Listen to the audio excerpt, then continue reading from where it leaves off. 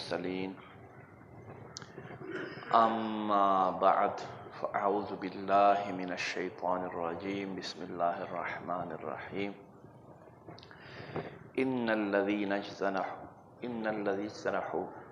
سيئات أن نجعلهم كالذين آمنوا وعملوا الصالحات سواء محياهم ومماتهم ساء ما يحكمون. وقال تعالى في شان حبيبه ومحبوبه مخبرا وامرا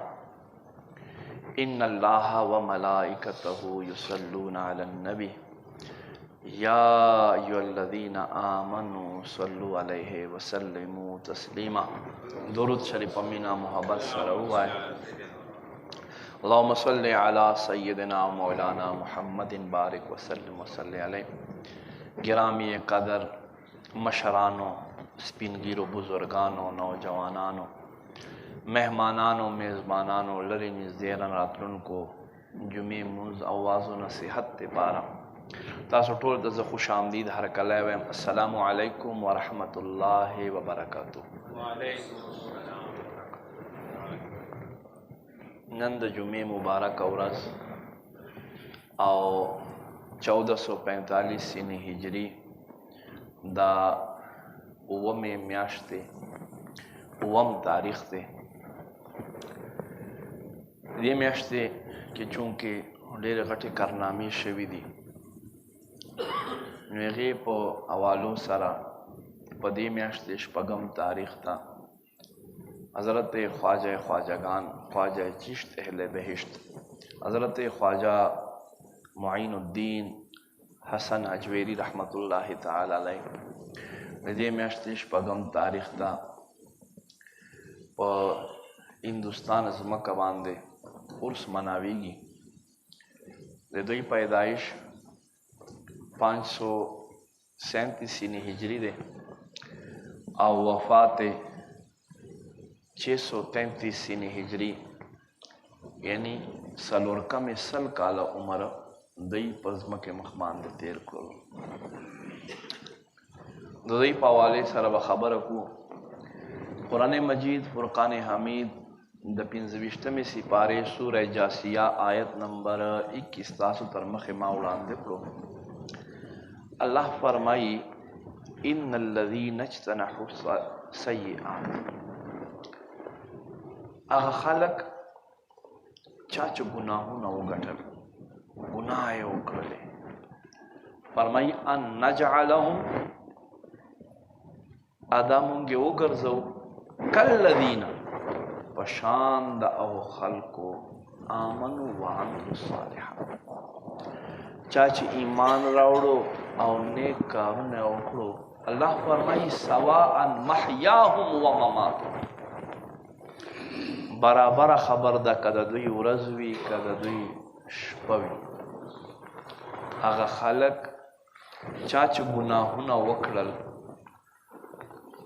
آیا مونږ هغو خلکو سره دوی برابر کړو چا چې ایمان راوړو نیک کارونه وکړو؟ برابر خبر ده که دوی په ژوند کې د دوی ژوند وي او که دوی مرګ وي. فرمایي ساء ما یحکمون، څومره دا خلک بد حکم لګوي. دوه خبرې الله وکړي. یوه یې دا خبر وکړه چې یو خلک نیک دي یو خلک بد دي. یوه یې دا خبر وکړه چې یو ژوند دی یو مرګ دی. فرمائی چې څنګه نیکان او گناهګاری برابر نه دي، فرمائی دکه شان نو د دوی ژوند برابر دی او نه د دوی مرګ برابر دی. د دوی زندگی هم بدله ده او د دوی دنیا نه تګ هم بدل دی. څه مطلب؟ مطلب دا دی چې الله مونږ ته سارا کړي، لاسونه خپې هر سره کړي او دو قسمه خلق نیکو لای ورکړي او بدو لای ورکړي. خو د نیکو لاسونه او خپې چې دي د دوی غوږونو طاقت، د دوی سترګو طاقت، دا داسې نه ده چې څنګه د ګناهګارانو دی او ګناهګاران دي دا نیکان الله فرمایي په خپل ځان باندې نه قیاس کوي چې دوی خو زمونږ په شان دي فرمایي ضرب فرمایم په سوره جاسیه کې آیت نمبر 25واں پارا الله فرمایي نه د دوی جند برابر دی او نه د دوی مرګ برابر څنګه یعنی یو سړی دی چې موږ ته ور خبر هم نه دی او یو سړی دی چې شپه هم په عبادت تیروي ورځ هم په عبادت تیروي یو سړی دی چې له دیني احکامو نه خبر نه دی او بل سړی دی چې ګورې د په لاس کې د په غېږ کې کتاب وي نو دا نشي برابر دی الله فرمایي د دې خلکو نه زندگی برابر ده او نه دنیا نه بعد تګ برابر یعنی ګناهګاری چې دي دا قبرو ته لاړ شي دوی خاورې شي اډوکي پاته شي اډوکي هم ختم شي الله فرمایي نیکان ګورې داسې نه دي تاسو دا ګمان مه کوئ فرمایي ساء ما یحکمون څومره بد حکم لګوئ چې تاسو وایئ چې دا خو یو شی دی یو شی حدیث قدسی دی په بخاری کې حدیث نمبر 6205 حدیث قدسی هغه حدیث ته وایي چې وینا د الله وي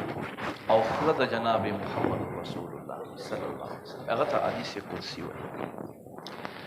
الله فرمایي زما بنده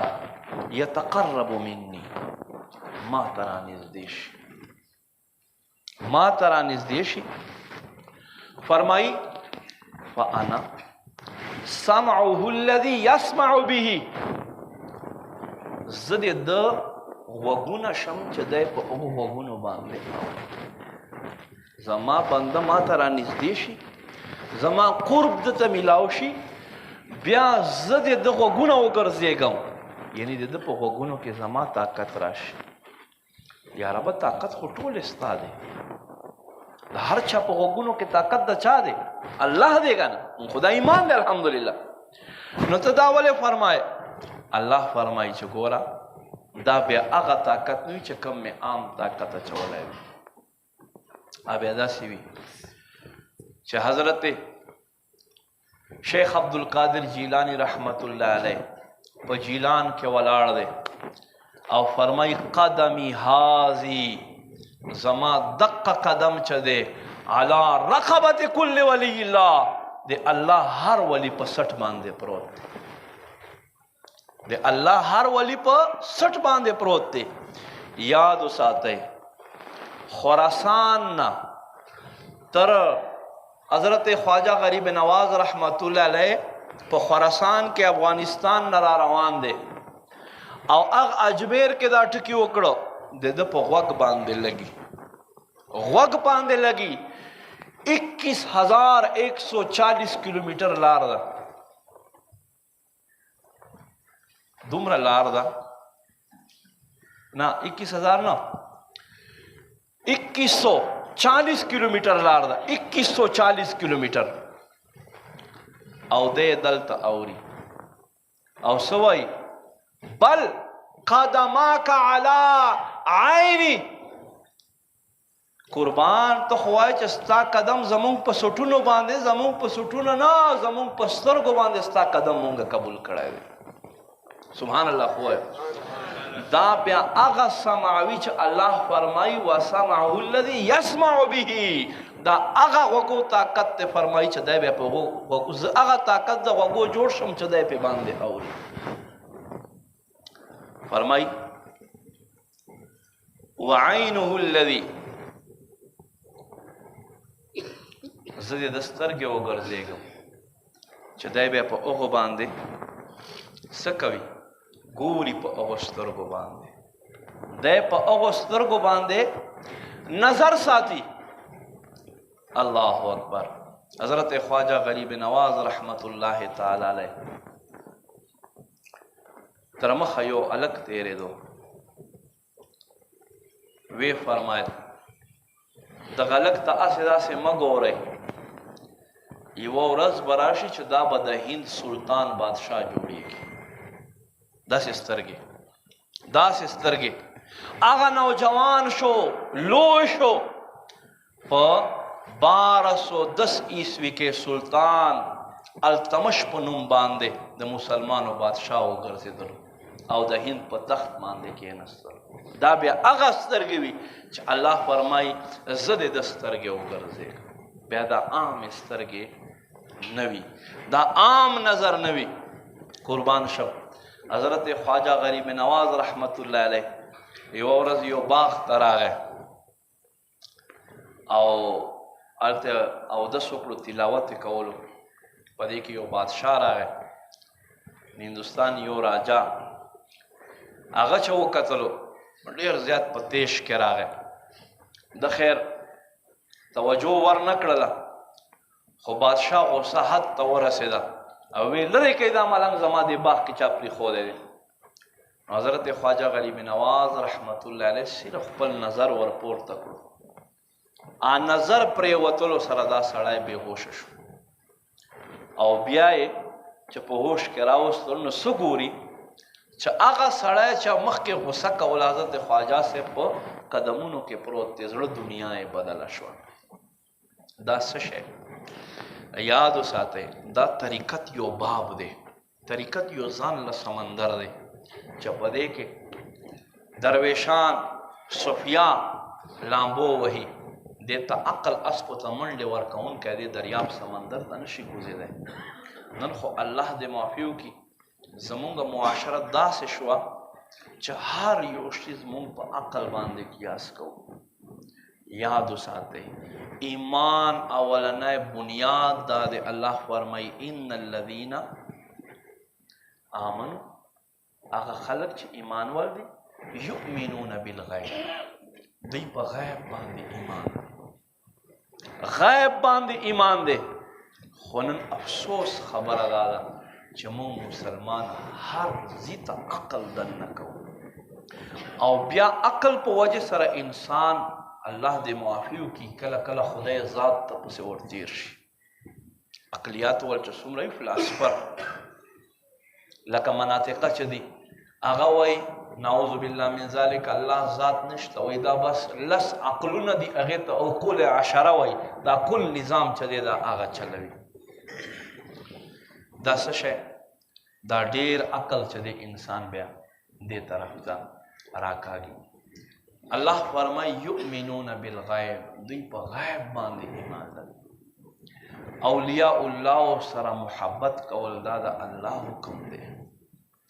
حدیث شریف کې راځي کله چې یو بنده الله سره محبت کوي، الله رب کریم جبریل روغاړي او ورته فرمایي اے جبریل فلانه ما سره محبت کوي، زه هم محبت ورسره کوم، ته هم محبت ورسره کوه. جبریل آسمان کې اعلان کوي اے آسمان خلقو فلانه الله سره محبت کوي، الله یې د سره کوي، جبریل هم د سره کوي، تاسو آسمان مخلوق په د سره محبت کوئ. بیا جبریل زمکې ته راشي وایي اے زمکې خلقو فلانه الله سره محبت کوي، الله یې د سره کوي، جبریل یې د سره کوي، آسمان مخلوق یې د سره کوي، اے زمکې والو تاسو باندې د محبت لازم دی. بیا زر کاله تیر شي خو خلقو له زړونو هغه محبت نه وځي. سیاسي خلک د خپلې کرسۍ د خپل اتاټي په زور باندې په خلکو باندې منشته کوي. اولیاء الله قبرو ته لاړ شي خو بیا هم په ځمکې مخ باندې راج کوي، بیا هم په ځمکې مخ باندې راج کوي، حکومت کوي. حکومت داسې حکومت کوي